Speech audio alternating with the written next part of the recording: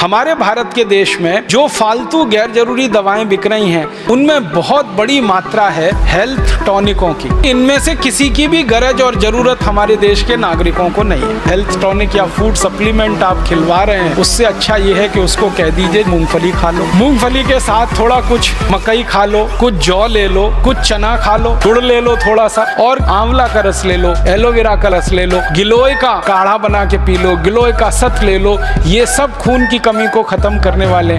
गाजर ले लो। अमरूद में जितना आयरन है आप जानते हैं उतना सेब में भी नहीं। भारत में तो ऐसी व्यवस्था है कि जो फल जितना सस्ता उतना ही ज्यादा भरपूर विटामिन से और उतना ही